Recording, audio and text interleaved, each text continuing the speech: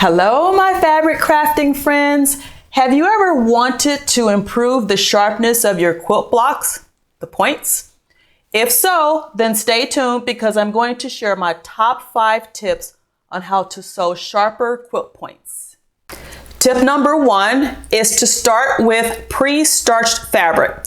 What I do is when I buy my fabric yardage, I subcut it into strips and then I starch the fabrics. And then once the fabric is starched and dry, I've moved to step number 2, which is to use the Accuquilt cutting system to cut accurate pieces to your quilt unit. So as you can see here, I already have the pieces pre-cut and I use the Accuquilt Go Me. I also have the Accuquilt Go Big. So if you guys want to see any tutorials on how I use either the Go Big or the Go Me to cut the fabric, just leave a comment down below. So let's get started here. I am going to show you how I made this block using these 3 pieces. So what I'll do first is take this triangle, take this quarter triangle, and I love Accuquilt because it cuts out the dog hairs, so it just makes your quilting life that much easier. So I am going to chain piece the first few pieces together here. And that's piece number 1.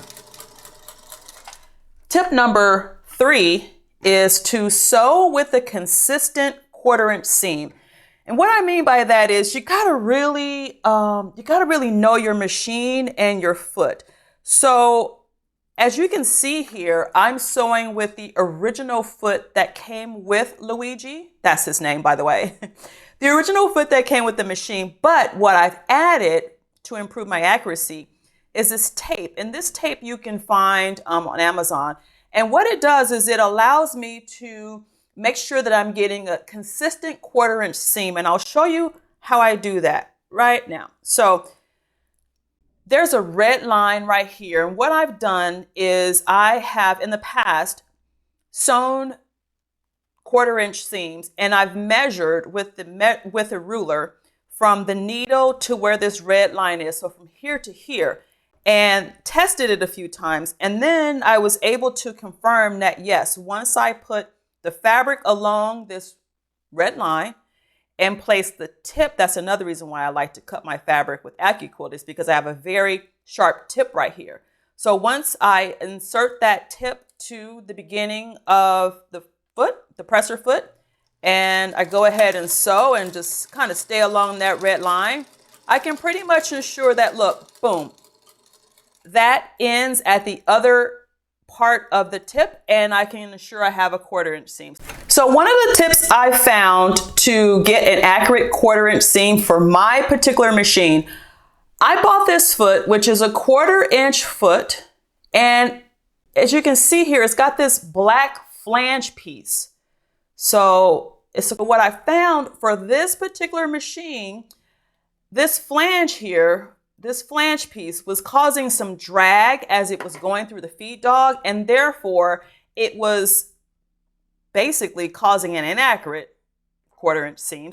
So I decided to retire this foot and go back to using the original foot with the 1/4-inch tape, and that is a little secret bonus to tip number 3 on how I improve my 1/4-inch seam accuracy using this machine. Tip number 4 is to sew slowly. And what I mean by that is, for me, I really enjoy quilting and I'm not in a hurry. So I found that when I sew slower, I'm able to maintain control over the accuracy of the 1/4-inch and control over the unit. And I'll show you what I mean. So from here, now we're gonna sew on that second wing to the flying geese. So here's what I mean by sew slowly. So now that you have like extra weight because you're adding on that second wing, it's easy for your machine to kind of start getting wonky. So see how slow I'm going and I'm able to use one hand to control. And look, boom, it comes exactly out in the right spot on that point. So when I turn it this way, because this is how it's going to feed into the machine, what you see here is you see the pink on the back, and then you see how that point is right there. And from this point to here is about a 1/4 inch seam. So when I start sewing, you're going to notice how when I sew, I'm going to make sure that my 1/4 inch seam again is consistent so that when it gets right there, it hits directly at the tip of that point. So you can kind of see right there is, well, here's my needle. And then here is the tippy tip point of that white point. So again, the reason why I said to sew slowly is because watch this. When you sew slowly, you can see your needle, each stitch go through, and now you can ensure that you didn't sew into that point or over that point. Tip number 5 is to put a pin in it.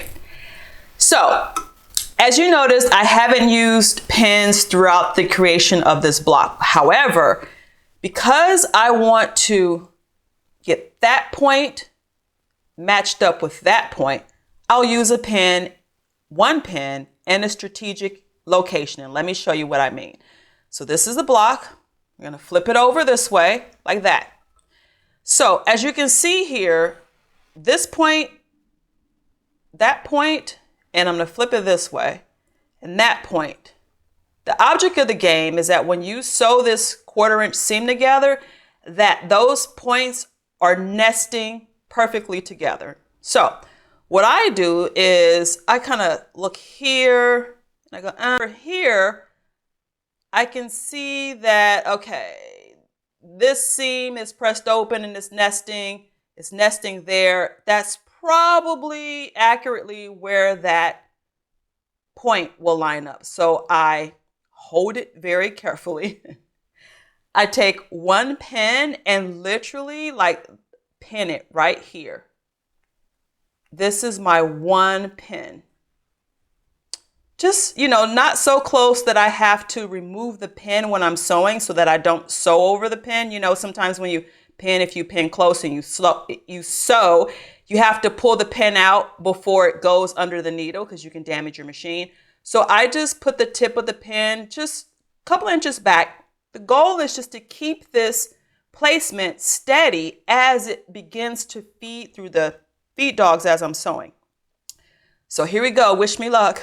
So remember how I said sew slow? Again, sewing slow. Now I'm about 3 stitches, maybe 2 or 3 stitches away from the goal line, which is getting the needle exactly in that point. So here's what I do. I just go slow. Stitch, boom, boom. And then right there is the center of those 2 nested seams. So then from here, I have my needle down. I just readjust to make sure, the fabrics are lined up. And I go ahead and complete sewing these units together with the 1/4 inch seam. And then wait for it. And ta-da! Check it out. Look at those points. They are nested almost perfectly, but pretty good. Here's the back. I press the seams open. I use the clapper, but look at that. Thanks for joining me today, my fabric crafting friends, and I'll see you on the next video. Bye-bye.